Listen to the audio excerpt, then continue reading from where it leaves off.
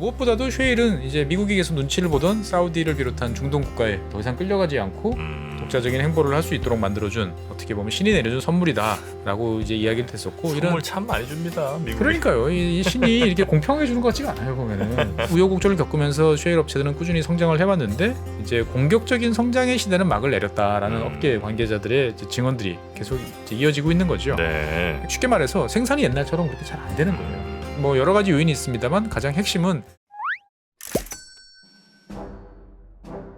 최준영 박사의 지구본 연구소, 오늘도 전 세계에서 일어나는 아주 흥미로운 일들 여러분께 가장 정확하게 전달해 드리겠습니다. 반갑습니다, 정프로고요. 네, 최준영입니다. 네, 우리 박사님과 함께 오늘은 어떤 이슈에 대해서 좀 살펴봅니까? 예, 뭐 설날 맞이해가지고 네. 시간도 좀 있으실 것 같고 네. 그래가지고 여유 있는 마음으로 이것저것 좀 생각해볼 거리를 좀 전달해 드리려고 합니다. 그래서 오늘의 주제는 네. 제가 지구본 연구소에서 종종 이야기하던 이제 에너지 분야고 그 중에서도 쉐일입니다. 셰일. 네. 미국이죠, 미국. 그렇죠. 사실 뭐 쉐일 뭐 다들 잘 아시겠지만 쉐일을 통해서 네. 미국은 어떻게 보면 다시 한번 에너지 이제 강국이 됐죠. 네. 그래서 뭐 저 땅 속에 아직 제대로 유전이 만들어지기 전에 있는 층들을 이렇게 막 깨가지고 프래킹해가지고 깨서 거기서 가스와 이제 석유를 쪽쪽 뽑아내는 이 쉐일을 통해서 현재 미국은 전 세계에서 제일 많은 석유를 생산하는 국가이기도 하고 네. 그 다음에 가장 많은 이제 석유와 가스를 소비하는 이제 나라이기도 이제 하죠 보면은. 네. 그래서 어떻게 보면 그러니까 21세기 들어서 미국이 이제 지금과 같은 우리가 익숙한 모습으로 지금까지 이제 존재할 수 있는 데는 이 쉐일이 되게 컸다라고 이제 말씀을 드릴 수 있을 것 같아요. 아, 그래요. 실제로 쉐일이 제대로 개발돼서 공급이 되던 시점 그 전하고 이후하고 비교해 보면 완전히 다르죠. 미국의 석유류 생산은 2009년에 이제 한 910만 배럴 일일 하루에 그 정도 되다가 2019년에는 1,950만 배럴. 두 배요. 네, 2배로 늘어났죠. 그래서 연으로 환산해 보면 지금 화면에 이제 보이시는 것처럼 이제 미국의 석유 생산 전체 생산량 연간 생산입니다. 쭉 늘어나다가 1970년대 피크를 찍고 그 다음부터 내려오다가. 계속 감소했어요. 그러다가 2000년대 중반에 정말 이제 바닥을 찍고 네. 갑자기 이제 저렇게 뛰어올랐죠. 저 때가 이제 셰일이에요. 그렇습니다. 쉐일이 본격적으로 들어오면서부터 전체 석유류 생산이 그 이전 어떤 수준보다도 높은 수준으로 올라갔죠. 예. 그러다가 물론 이제 코로나 때 잠시 이제 꺾어져가지고 현재 이제 회복을 지금 하고 있는 추세다라고 보시면 되겠고, 그래서 미국의 이 석유류 생산 증가량은 연평균 한 7.9%예요. 연평균 7.9%. 예, 그러니까 이제 72의 법칙에 따르면 이제 한 8%라 그러면 이제 72를 8로 나누면 네. 9가 나오니까 네. 한 9년, 10년쯤 되면 이제 두 배로 더블. 늘어나는 더블이 되는 이제 그러한 상태였던 거죠. 네. 그러니까 미국 혼자서 이렇게 열심히 이제 막 뽑아내니까 전 세계 석유 소비량은 연간 한 1.6% 정도 증가하는데 네. 그 전 세계 석유 소비량 증가분을 다 미국이 혼자 떼우는 셈이죠. 물론 이제 뭐 미국 석유가 수출되는 것도 있지만 자국 내에서 소비하는 것들을 다 커버해버리니까 네네. 충분히 이제 남을 정도였던 거죠. 셰일 가스가 그 셰일층이 있어서 셰일 가스인 거죠? 그렇죠. 쉐일이라는 것들은 이제 퇴적암을 네. 말하는 거고 거기서 안에 어떨 때는 가스가 있고 어떨 때는 석유가 있고 그러니까 이제 뭐 그렇게 생각하시면 돼요. 이놈들이 원래 석유라는 건 밑에서 쭉 있다가 네. 잘 구워지면 베이크 되면 이게 뭔가 가스나 석유로 바뀌어서 네. 자연스럽게 위로 이렇게 올라옵니다. 위로 조금씩 올라오다가 어느 날 이제 딱 덮개암이라고 그러죠. 이제 네. 방수층을 만나면 더 이상 이제 올라가질 못하고 거기서 고이게 되는 거죠. 그러면은 이제 그 고이 있는 것들이 어떨 때는 가스가 되고 어떨 때는 석유가 되는 건데 이 쉐일이라는 것들은 그 자체로는 너무 탄탄하게 타이트하게 네, 묶여 네. 있다 보니까 움직일 수가 없는 그런 층이었어요. 그런데 이제 이것들을 직접 깨가지고 네. 뽑아내는 이제 그런 것들이 온 거죠. 그 석유가 좀 뜬금포 질문이긴 한데 네.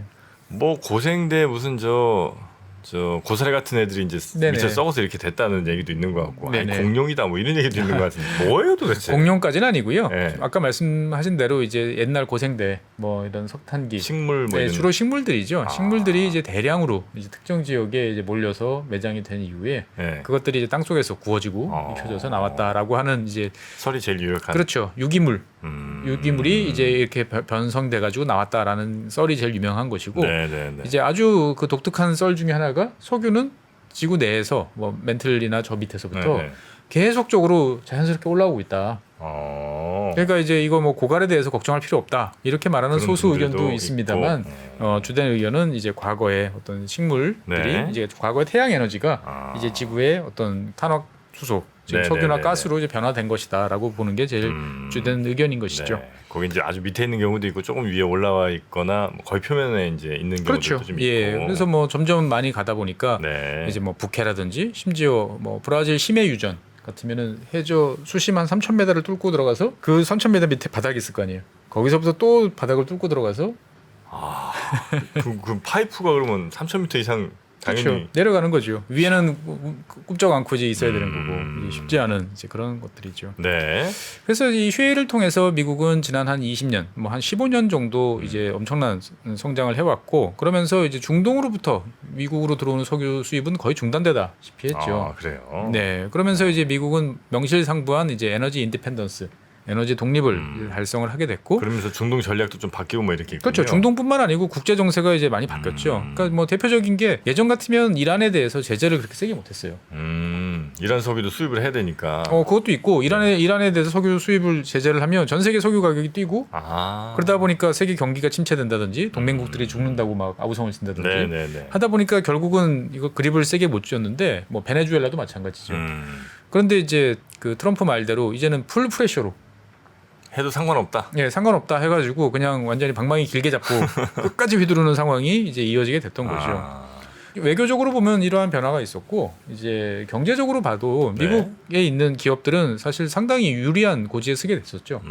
왜냐하면 이제 에너지 가격 낮아지고 전력 가격 낮아지니까 다른 나라에 있는 것보다 훨씬 유리한 상황에서 생산을 네. 할 수 있었고 미국 가계 같은 경우도 과거보다 이제 휘발유 가격이 다른 나라에 비해서 지금 저렴한 편이잖아요. 많이 오르긴 했습니다만 네. 다른 나라에 비하면 훨씬 저렴하게 계속 유지하다 보니까 미국 가계는 여전히 소비 여력이 있어요. 그러다 보니까 지금도 어떻게 보면 미국 경기가 꺾어져야 되는데 안 꺾어지는 데는 이런 쉐일의 역할이 좀 있는 거 아니냐라고 네. 이야기를 이제 하고 있는 거죠. 네. 그래서 무엇보다도 쉐일은 이제 미국이 계속 눈치를 보던 사우디를 비롯한 중동 국가에 이제 더 이상 끌려가지 않고 독자적인 행보를 할 수 있도록 만들어준 어떻게 보면 신이 내려준 선물이다. 라고 이제 이야기를 했었고 선물 이런 참 많이 줍니다. 미국이. 그러니까요 이 신이 이렇게 공평하게 주는 것 같지가 않아요 보면은 많이 울었나 옛날에 네. 그리고 특히나 러시아 우크라이나 전쟁 이후에 네. 이제 미국의 이제 쉐일 오일 같은 경우는 아주 유럽 지역에 깊은 인상을 심어줬죠. 왜냐하면 유럽이 러시아로부터 이제 석유를 안 받겠다, 네. 가스도 안 받고 하는데 이제 석유 같은 경우가 이제 미국산 원유가 이제 독일이나 이런 지역에 공급되기 시작을 했던 거죠. 그래서 1년에 2022년 그러니까 한 2월 달부터 연말까지니까 한 10개월 네. 정도 사이에 한 500척 정도의 유조선이 이제 미국을 떠나서 이제 유럽으로 갔던 거죠. 그러니까 어떻게 보면 유럽과 미국 즉 대서양 동맹을 굳건히 연결해준다라고 하는 이제 실질적인 그 연결끈이 이제 미국의 쉐일이다라고 볼 수도 있는 거죠. 근데 이제 뭐 새로운 에너지 개발도 많이 되고 또 뭐 신재생 에너지 등등도 등장하면서 이거 영향력이 과거만은 못할 것 같기도 한데 네. 석유 소비가 어떻게 좀 경제 위기나 뭐 이런 거에 따라 좀 많이 좀 줄어듭니까? 아니면 그렇죠. 아무래도 경기가 좀 안 좋으면 꺾이면, 꺾이면 좀 줄어들고 뭐 코로나 때 왕창 이제 꺾이기도 했었고 그런데 이제 국제에너지기구 IEA 예측에 따르면 네. 이제 올해 2023년 전 세계 석유 소비량은 이제 1억 200만 배럴로 최대치를 기록할 거다라고 이야기를 합니다. 하루에 1억 배럴을 써요, 우리 지구, 그렇습니다. 지구 지구가? 전체적으로. 그래서 2022년에 비해서 한 170만 배럴. 그러니까 1억 배럴을 상시적으로 넘는 거는 아마 올해가 처음이지 않을까. 아, 그래요? 네, 정도가 됩니다. 사상 최대치가 되고 여기에 따라서 이제 뭐 골드만삭스는 이제 강하게 베팅을 했더라고요. 네. $100는 가뿐히 넘는다. 아, 배럴당. 수요가 이렇게 늘어나면 수요가 늘어나니까 뭐 중국도 그렇고 전 세계적으로 봤을 때 늘어나는데 공급은 타이트하다 보니까 네. $100 가뿐히 넘어간다라고 이야기를 했는데 과연 그럴까? 이게 참 쉽지 않은 거죠. 한 80몇 불 정도 아마 했던 것 같은데. 네, 항상 이제 이 석유 가격에 대해서 원유 ETF 이런 거 투자하셨다가 네. 울고 웃고가 이제 특히 매년 반복. 2020년인가가 2020년은 정말 대단했죠. 마이너스 막 몇 불 뭐 이런 거. 예, 마이너스 가고 그때 또 배짱 좋게 선물에 뛰어드셨던 분들은 돈 많이 버시고. 어마어마하게 갈퀴로 정말 긁으셨죠. 네. 예, 사실 뻔히 보이는 구조였는데도 겁나서 못 들어가겠더라고요. 네. 자, 그래서 이제 이런 원유 특히 이제 셰일이 미국에서 나면서 여러 구도가 좀 많이 경제적인 또 정치적인 구도가 많이 바뀌긴 했는데 이게 앞으로도 계속 좀 유지 가능한 건지. 그러니까 이제 최근 들어서 네. 이제 2021년부터 이런 이야기가 종종 나오고 작년에 2022년에도 이런 이야기가 하반기부터 많이 나오기 시작했어요. 네. 즉 미국의 쉐일이 과거 같지 않다. 그렇게 뿜뿜 펑펑 네. 그렇게 안 나온다라는 이야기가 이제 조심스럽게 흘러나오기 시작을 했는데 2023년 들어서 그런 이야기들이 이제 메이저 언론 등에서도 이제 종종 이제 보이고 있어요. 네. 그러니까 이제 이 사실 쉐일이라는 것들은 개발하는 데 있어서 여러 가지 뭐 특성들이 있지만 뭐 몇 가지 문제점들이 있었어요. 처음 모든 유전이 다 그렇지만 이 쉐일 마찬가지도 처음보다 시간이 어느 정도 지나면 이제 생산 비용이 좀 증가를 합니다. 왜냐하면 캐스기 좋은 것들은 먼저 캤었으니까 네네네. 좀 더 어렵거나 좀 더 깊거나 이렇게 들어가야 되니 당연히 생산 비용이 늘어가고 사실 쉐일 같은 경우는 다 미국에서 생산되잖아요. 네. 그러다 보니까 미국 이 쉐일 업계들이 겪고 있는 어려움 중에 하나는 이제 노동력 부족입니다. 그걸 캘 사람들이 별로 예, 없어요. 그렇죠. 예, 꽤 많은 노동력이 필요로 한데 이 쉐일 주로 나오는 지역들은 좀 오지인 지역들이 많다 보니까 네. 여기까지 가서 힘든 일 하려는 사람들이 별로 없는 이제 이런 상태고 다른 한편으로 보면 뒤에서 다시 말씀드리겠지만 사실 쉐일의 성장에는 이제 텍사스 아저씨들의 그 의지력 그 다음에 월스트리트의 돈 이런 것이 이제 결합을 했던 건데 이 월스트리트의 투자자들이 이제 생각을 많이 바꿨습니다. 네. 이제는 더 이상 현금 태우지 마라. 이 쉐일 개발하는 쪽으로는 네. 그러면 이제 원금을 우리 회수해야겠다. 네네. 그리고 이제 배당 늘려라. 라고 하다 보니까 이 쉐일 업체들이 과거처럼 적극적으로 탐사하고 이제 유정을 개발하기가 이제 쉽지 않은 이제 상황이 됐던 거죠. 기본적으로 그 채굴 비용이 일반 원유에 비해서는 훨씬 더 높은 건 사실이죠. 그렇죠. 어느 정도는 높다고 이제 봐야 되는 거죠. 네. 많이 낮아졌습니다만 다시 높아지고 있는 이제 이런 단계고 네. 사실 미국 쉐일 업계는 어떻게 보면 그동안에 어려움을 되게 많이 겪었어요. 미국 전체적으로 보면 쉐일 때문에 득이 많았지만 네. 쉐일 개발 업체들은 어려움이 많았습니다. 그러니까 2014년을 전후해서 세계 경기가 좀 침체되면서 그때 이제 원유 가격이 대폭락을 한번 했었습니다. 네. 근데 그때 이제 쉐일 업체들이 어마어마하게 큰 타격을 받았죠. 그러니까 쉐일은 그 당시에 보면 한 $80 정도는 유지돼줘야 이게 되는데 그 당시 뭐 40, 30 뭐 이 정도까지 떨어졌으니까 이제 엄청나게 큰 타격을 받았고 네. 그리고 아까 이제 정프로님 말씀하셨던 2020년 코로나 때 이제 뭐 마이너스 선물 예 그러면서 뭐 쉐일 누가 그거 사나 네. 예 그러다 보니까 당시 어마어마한 많은 쉐일 업체들이 이제 파산 신청을 이제 하게 됐습니다. 그래서 기억하실지 모르겠지만 당시 2020년에 트럼프 대통령이 이제 트럼프 대통령답지 않게 사우디하고 러시아에다가 요청을 SOS를 쳤어요. 야 우리 감산 좀 하자. 감산을 하자? 예, 우리 쉐일 업체 다 죽겠다. 가격이 너무 떨어지니까. 네, 그래서 전체적으로 우리 석유 가격 좀 만들어야 되는 거 아니냐. 예. 뭐 이런 얘기를 하기도 했었습니다. 근데 이제 어떻든 뭐 이런 우여곡절을 겪으면서 쉐일 업체들은 꾸준히 성장을 해왔는데 이제 공격적인 성장의 시대는 막을 내렸다라는 업계 관계자들의 이제 증언들이 계속 이제 이어지고 있는 거죠. 네. 그러니까 뭐 쉽게 말해서 생산이 옛날처럼 그렇게 잘 안 되는 거예요. 뭐 여러 가지 요인이 있습니다만 가장 핵심은 가장 좋은 층, 개발하기 제일 좋은 어떤 그런 층들이 이제 이미 고갈되고 있다라고 네. 이야기하는 거죠. 이 사우디아라비아에 있는 유전 같은 경우는 뭐 가와디 유전이나 이런 같은 경우는 한번 뚫어놓으면 네. 좀 관리를 주의 있게만 잘해주면 수십 년 동안 계속 쏟아냅니다 기름을. 예. 그런데 이 쉐일 같은 경우는 네. 1년 딱 지나면 확 떨어져요. 1년짜리예요.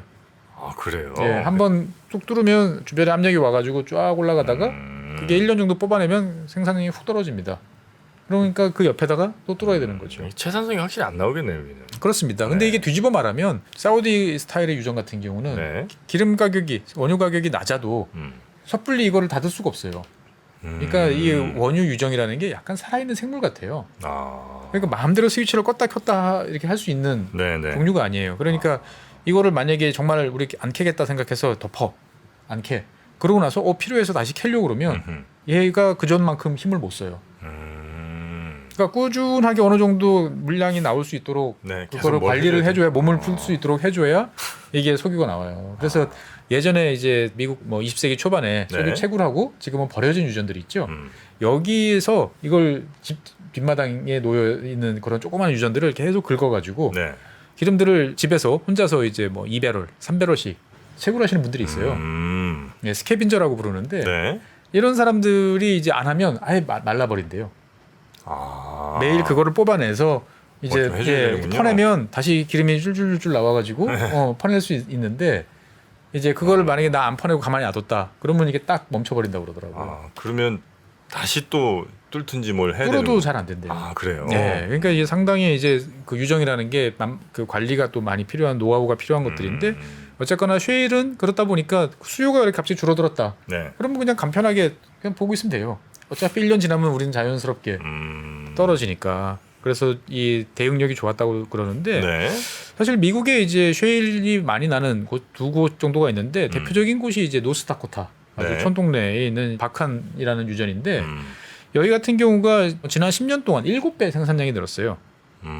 그래서 하루에 150만 배럴까지 이제 생산을 했었습니다. 네네네. 예, 그래서 2017년에는 노스다코타 주지사가 이제 우리 200만 배럴 꼭 간다라고 했는데 네. 이제 지금 잘 안 돼요. 그래서 이 노스다코타에서 쉐일이 있을 거다라고 생각을 해서 열심히 탐사를 했던 해롤드 햄이라는 네. 사람이 어떻게 보면 그 로또를 맞은 거죠. 그래서 한때 이제 세계 63위. 재벌 순위 예, 재벌 순위. 혼자 한 500억 달러 정도 보유를 했으니까. 500억 달러요? 예. 60조. 예. 그러니까 이제 개인 돈으로 그 정도면 꽤 많은 거죠. 예. 네. 근데 이제 아까 150만 배럴 정도 나왔다 그랬는데 네. 현재 2022년 수준으로 보면은 100만 배럴 이제 겨우 나오는 정도 수준이에요.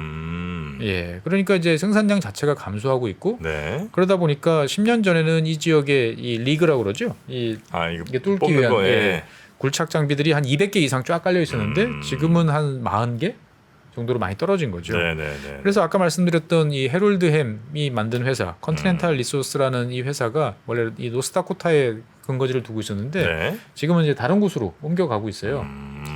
그러니까 이제 사람들이 생각했을 때 야 10년 동안 이렇게 쫙 뽑아내면 끝나는 건가? 나는 이제 생각이 드는 거죠. 뭐 지금 딱 안 나온다는 아닌데 네네네. 전성기를 이미 지나서 내려가고 있고 그 속도가 꽤 빠르다 보니까 야 이게 쉐일이라는 게 한번 뽑아쓰기 시작하면 많이 난다 치더라도 한 10년에서 15년 정도면 끝나는 건가? 이런 이제 걱정이 되는 거죠. 네. 그래서 현재 미국에서 가장 많은 쉐일이 나는 곳은 텍사스, 그다음에 뉴멕시코, 여기에 이제 페르미안 바진이라고 하는 네. 광대한 지역이 있는데 여기가 현재는 지금 미국 석유 산업의 중심지입니다. 그러니까 석유 많이 나는데 쉐일도 대체로 좀 그렇죠. 많이 있는 거죠? 네, 맞습니다. 네. 그 원래 원료니까 네. 예 그런 층이라고 보시면 되겠고 페르미안 바진 같은 경우는 2040년쯤 되면 네. 하루에 한 750만 배럴 정도가 생산이 돼서 미국 전체 생산량의 뭐 혼자서 한 3분의 1 정도로 커버하는 지역이 될 거다라고 생각들을 이제 하는 거죠. 네. 그래서 이 지역 같은 경우는 아직까지는 괜찮다고 그래요. 이 뉴멕시코나 텍사스 지역 같은 경우는 이제 사람이 없어서 문제지 생산량 자체는 잘 나오고 있다. 그런데 이 텍사스 지역의 쉐일 업체들도 최근에 이제 별로 표정이 좋지 않다. 계속 나올 수 있을까? 이게 심상치 않은 이제 네네네. 조짐들이 계속 나오고 있다라는 이야기들이 이어지고 있습니다. 그래서 이제 그러면 저 원유 생산량도 당연히 이 쉐일이 조금 이게 불안해지면서 줄어들거나 아니면 전망이 적어도 좀 기울기가 낮아지거나 이런 정도 변화는 있겠군요. 그렇습니다. 그러니까 이제 계속 쭉 증가를 하다가 음. 현재는 그래프에서 보시는 것처럼 네. 코로나 때 훅 떨어졌죠.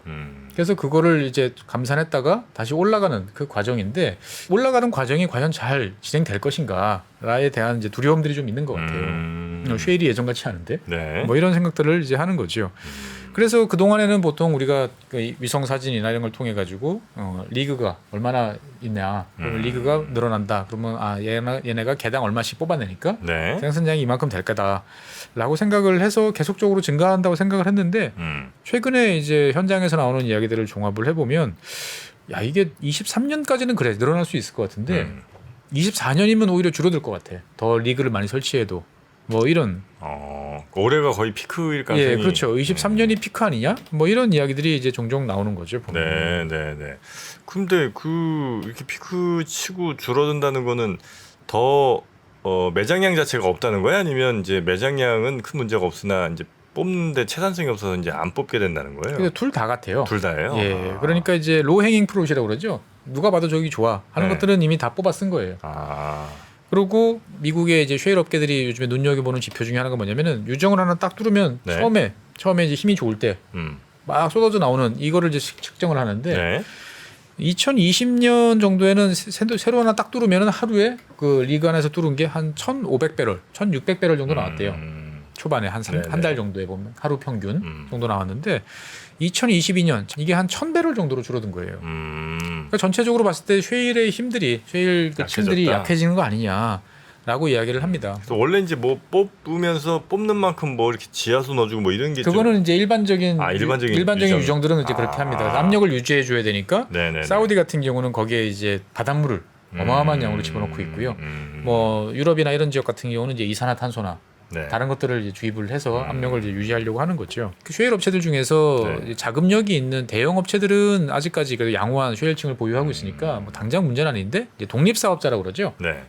혼자서 이제 그 틈새를 공략하는 이런 업체들 같은 경우는 상당히 벌써부터 어려워지고 있다라고 네. 이야기를 이제 하고 있습니다. 그러니까 이게 이제 매년 뚫어야 되는데 네. 지난 15년 동안 이제 수만 개를 뚫은 거죠. 더 이상 이제 뚫을 곳이 없나? 뭐 이제 이런 걱정들이 좀 나오기도 있습니다. 그래서 이 쉐일이 이제 뭔가 줄어들고 있다라는 에 대해서 여러 가지 평가들이 나오는데 네. 일단은 이제 기술적인 문제가 더 큰 거 아니냐.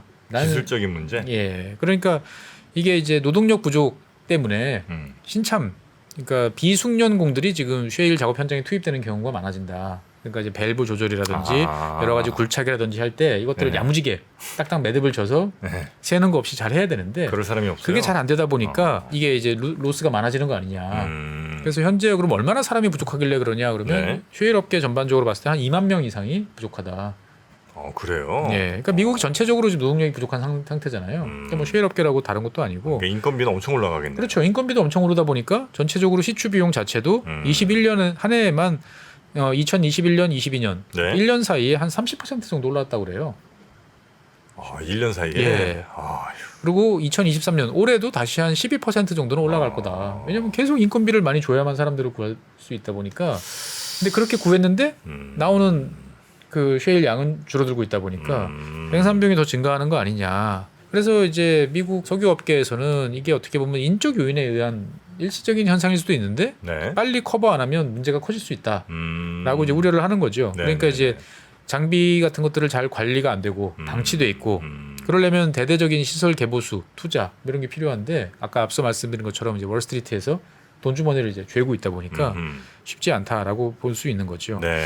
그래서 이제 전체적으로 봤을 때 보면 생산 비용이 어떻게 늘어나냐면 100피트 33m 정도를 이제 뚫고 들어가는 네. 그 비용이 2020년에는 한 7만 5천 달러 음. 정도 들었는데 지금은 10만 달러 정도로 상승했다라고 이제 이야기들을 합니다. 7만 5천에서 10만. 10만 예, 그러면 한 20% 정도 이상 예, 올랐네요. 증가한 거고 그러다 보니까 이제 하나의 리그를 설치해서 뽑아내는데 2019년에는 한 730만 달러 정도 이제 소요가 됐는데 2023년 올해는 900만 달러 정도가 이제 소요될 것 같다라고 이야기를 할 정도로 이제 점점 비용 부담이 이제 커지고 있는 거죠. 예. 또 이제 기술자들 입장에서 봤을 때 지적하는 게 뭐냐면 그 어린이 유정, 차일드 웰이 많이 발생하고 있다. 이게 또 문제다라고. 어린이 유정이 뭐예요? 그러니까 엄마 유정, 큰 이제 넉넉하게 잘 나오는 유정이 엄마 유정인데 네. 그 유정들을 너무 가까이 뚫으면 네. 거기 이제 기름이 원래 한 구멍으로 나오다 두 구멍이 돼 버리는 거잖아요. 그럼 압력들이 서로 약해지겠구나. 그렇죠. 서로 약해지면서 잘 안 나오는 거예요. 아. 그래가지고 이제 엄마 등에 엎여 있는 것 같다. 엄마 등에서 빨대 꽂고 이제 있는 것 같다라는 의미로 해서 차일드웰 어린이 유정이라고 이제 이야기를 하는데 이것들을 피하는 게 사실 노하우거든요. 네. 피해야 돼요. 그래야 왜냐면 한국에서 야무지게 딱 뭐 쓰고 그렇겠죠. 예. 거리를 둬야 되는데 내가 뽑을 수 있는 내 공간은 요만큼 있는데 여기서 최대한 이익을 내려고 하다 보니까 너무 가깝게 뽑는 거죠. 그래서 이 차일드웰이 이제 많아지면 이제 마더웰을 이제 침범해요. 네. 그래서 둘 다 이제 안 되는 예, 이런 일들도 자꾸 이제 발생하고 있다라는 거죠. 네. 그래서 이런 기술적인 요인이 첫 번째가 네. 있고 두 번째는 이제 이 기술적 요인들을 더 악화시키는 요인으로 이제 월스트리트 투자가들이 이제 매의 눈으로 바라보고 있다. 옛날처럼 이제 흥청망청 투자나 이제 탐사 활동을 못하게 하는 거죠. 그러니까 니들이 벌어들이는 범위 내에서 현금 흐름 내에서 재투자하고 탐사하는 것만 허용되지 옛날처럼 우리가 투자해준 돈 가지고 현금 태워가지고 막 개발하고 탐사하는 거 안 돼. 그 수익률이 뭐 그렇게 좋지도 않은 사업이 되기도 하고 뭐 이러니까. 그렇죠. 예. 그래서 실제로 보면 여러 가지 이야기들이 있습니다만 월스트리트 입장에서 봤을 때 보면은 좀 네. 배신감을 느꼈다라는 이야기들도 종종 나옵니다. 쉐일 업체들의. 네. 왜요? 왜냐면은 네. 처음에 쉐일 업체들이 이제 막 모델링 해가지고 보여주잖아요. 그때는 막 엄청 나올 것처럼. 엄청 나올 것처럼 해봤는데 지금 한 10년 가까이 지켜보니까 영 안 나온다 이거죠. 그래서 실제로 이제 몇몇 그 쉐일 업체들은 이제 고소당했어요 투자자들한테. 그래요. 네, 너희들 사기쳤다. 그래서 현재 지금 재판이 이제 진행 중인 경우도 이제 있다라는 거죠. 네. 그러다 보니까 이제 쉐일 업체들도 이제 월스트리트 투자자 눈치를 보면서 아. 예전 같으면 석유 가격이 배럴당 이제 $90 이렇게 올라가면 쫙 들어가야 되는데 안 들어가요. 예, 그래서 왜 안 들어가냐라고 이야기하면 난 배임으로 잘못하면 끌려간다. 아. 예,라고 하는 거죠. 그래서 쉐일 업체들의 수익성이 상당히 개선이 됐지만 네. 옛날처럼 탐사하고 이런 데 시설 투자에 돈을 쓰는 게 아니고 이제 배당 증가, 네네. 그다음에 자사주 매입 소각 이런 쪽으로 이제 가다 보니까 실제로 이제 늘어나지 않는 게 한 요인이다라는 이야기도 있습니다. 지금 새로운 거 막 찾아서 꼽고 뭐 이런 게 아니고 그냥 있는 거 알뜰하게 뽑아갖고 그렇죠. 수익성만 좀 높여서 그거 이제 배당해주고 뭐 이런 식으로 가는 거군요. 예, 맞습니다. 그래서 이제 월스트리트 입장에서 봤을 때 쉐일 업체한테 기대하는 것들은 연 평균 뭐 한 5% 내외 정도의 성장을 이제 하는 거를 생각을 하고 있고요. 그 다음에 이제 현금 흐름의 이제 절반 정도만 이제 투자해라. 라고 이야기를 하다 보니까 전체적으로 쉐일 업계에 돈이 좀 말랐다. 네네. 라는 그런 입장들이 있는 거죠. 아. 그러니까 정리해 보면 네. 어떻게 보면은 지층의 어떤 한계라는 이제 자연적인 현상, 그다음에 노동력 부족, 그다음에 자금의 이제 타이트함 네. 이런 것들이 이제 겹치면서 나타나는데 이게 이제 어디가 더 큰 문제가 있는지는 조금 이제 살펴볼 필요가 네네. 있다라고 이야기를 하는 거죠. 이렇게 되면 이제 어떻게 다시 그 원래 그 석유 패권을 쥐고 있던 사람들의 힘이 세지는 겁니까? 아니면 그냥 석유 자체에 대한 힘이 좀 빠지는 겁니까? 그래서 다시 오펙의 이제 시대가 돌아오는 거 네. 아니냐라는 예측이 이제 올해부터 조심스럽게 다시 나오고 있죠. 사실 재밌는 상황은 이제 월스트리트하고 오펙의 이해관계가 서로 맞아떨어지고 있다. 월스트리트? 예. 그러니까 이제 네. 쉐일 업체에 투자하는 월스트리트 입장에서 봤을 때도 오펙이 주도하는 그래서 석유 가격이 높게 유지되는 것들이 네. 우리한테도 나쁘지 않다. 그동안에 쉐일 업체에 돈 태운 것들 이제 회수를 좀 할 기간이 좀 길어지는 게 좋지 않겠냐라고 이야기를 하는 거죠. 그래서 그 뭐 ESG라든지 여러 가지 요인으로 인해서 사실 석유 탐사들이 잘 안 되고 있거든요. 지금. 그렇죠, 네. 예. 그러다 보니까 이게 결국 이렇게 되면은 기존에 까르고 앉아 있는 게 많은 오펙이 주도권을 다시 가져가는 거 아니냐라는 생각들을 이제 많이 하고 있고요. 네. 그래서 월스트리트 같은 경우도 이 에너지 쪽에 투자하는 곳이 그 동안에는 이제 장기 투자를 했었는데 최근 들어선 트렌드가 단기 투자예요. 이거 장기적으로 가다가 또 트렌드가 이렇게 바뀌면 안 되니까 지금 이미 기존에 개발된 광구를 인수한다든지 네. 뭐 기존에 생산된 지분을 사가지고 단기적으로 이익을 보고 빠지는 이제 이런 형태로 갔는데 5년 뒤, 10년 뒤 보는 게 아니고 그렇죠. 네. 예, 단기 투자로 갔는데 단기 투자처가 이제 주로 미국 쉐일, 네. 그다음에 러시아, 그다음에 중동 요 세 곳이었어요. 네. 그런데 이제 지금 전쟁으로 러시아가 탈락했고 그다음에 미국 쉐일도 지금 시원찮은 모습을 보이고 네, 네, 네. 그러다 보니까 결국 돈이 다시 또 중동으로 가면서 중동이 더 영향력이 강해지는 거 아니냐라는 이제 이러한 흐름들이 이제 이어지고 있는 것이죠. 보면. 네. 예. 그래서 뭐 많은 분들은 이제 가격이 원유 가격이 아까 골드만삭스가 예상한 것처럼 배럴당 $100 훌쩍 넘어서 120, 130 정도 되면 네. 금방 이제 잘 투자가 되지 않겠냐. 그렇겠죠. 라고 하지만 사실 작년 2022년에도 배럴당 이제 120 넘었던 적이 갔었죠. 있었죠. 예, 예. 그래서 그때 이제 바이든이 쉐일 업체들 다 불러가지고 네. 회의도 하고 했었는데 쉐일 업체들이 다 거부했어요. 아. 예, 못 하겠다라고 이제 이야기를 이제 할 정도다 보니까 이게 좀 쉽지 않은 거죠. 그래서 사실 미국 내부적으로도 좀 고민이 있어요. 네. 이 바이든 대통령이 이제 2022년에 화끈하게 이제 전략 비축률을 막 풀었죠. 예, 그래서 이제 유가를 상당히 낮추고 네. 중간 선거에 승리하는 데 도움을 좀 받았는데 이걸 다시 채워놔야 돼요. 전략비 중요니까 비축해야 되겠죠. 그렇죠. 네. 그래서 이제 미국 에너지부 같은 경우는 이제 현물 가격 기준으로 배럴당 $70 정도가 되면 그 가격에 매입하겠다. 그러니까 이게 이제 가이드라인이에요. 70불 정도. 락바텀이 어느 정도 될 것이다. 미국이라는 전략 비축이라는 어마어마한 수요자가 $70를 외치면 $70 밑으로는 안 떨어질 거야. 라고 생각하고 믿고 투자할 수 있는 거죠, 당분간. 네. 예. 그런데 쉐일 업체들은 관심이 없다, 우리는. 계속 이야기를 합니다. 아, 그래요? 예. $100 정도를 받쳐줘야 네. 우리는 할 수 있다. 아, 쉐일 업체 입장에서는 예. 그러니까 이제 $100 정도 되면 우리가 전략 비축류 비축에 참여하기 위해서 다시 리그도 설치하고 생산도 투자 확대도 하고 이런 걸 통해 가지고 좀 진행을 할 텐데 $80, $70 이 정도 가지고는 우리는 아직 배가 고프다라고 네. 이제 이야기들을 해주는 거죠. 그러다 보니까 이제 다급해진 미국이 이제 베네수엘라라든지 이런 곳에서 동안에 제재를 조금 풀어달라라고 했던 관련 업체들, 석유 메이저들한테 이제 특별하게 허가를 내줘서 풀어주고 있는 이제 이런 모습들이 어떻게 보면 이제 쉐일의 어떤 변동성 네. 하고 이제 연관이 있는 거 아니냐라는 해석도 가능한 거죠. 야, 이 기름 사실 이제 굉장히 뭐 전 세계가 이거 없이는 살 수 없으니까 워낙 뭐 중요하고 또 워낙 많이 쓰니까 네. 영향이 좀 크기는 할 텐데 70 말씀 들어보니까 70불 이하로는 거의 안 갈 것 같고 네. 올해 네네.